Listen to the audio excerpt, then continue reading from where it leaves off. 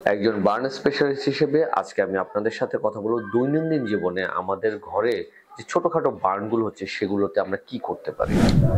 ঘরে সাধারণত মহিলারা বার্নের শিকারগুলো হচ্ছে, রান্না করতে গিয়ে হাতে হালকা করে লেগে যাচ্ছে, গরম পাতিলে লেগে গেছে, কড়াইয়ে একটু টাচ লেগে গেছে, অল্প একটু পুড়ে যাচ্ছে, বা গরম পানিটা চা তরকারি হাতের উপর পড়ছে, গায়ে একটু ছিটকে পড়লো, মুখে ছিটকে আসলো। এই যে ছোট ছোট বার্নগুলা, সেগুলোর ক্ষেত্রে কি করবেন?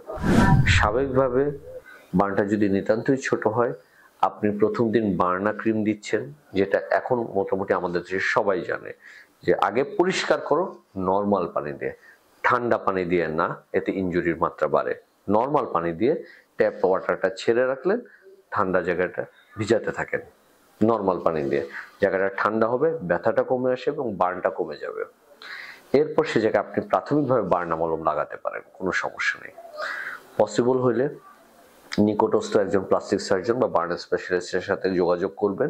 তাহলে আমরা যেটা শিখলাম, প্রথমে আমরা ঠান্ডা না নর্মাল পানিতে পোড়া জায়গাটা ধুবো, ধোয়ার পরে সেখানে আমরা বার্না ব্যবহার করতে পারবো এবং নিকটস্থ যে কোনো একজন বার্ন স্পেশালিস্ট অথবা প্লাস্টিক সার্জনের কাছে সাথে সাথে দেখা করব। প্রয়োজন অনুযায়ী সে জায়গাটাকে আমরা ব্যান্ডেজ অথবা চিকিৎসা পদ্ধতি শুরু করব।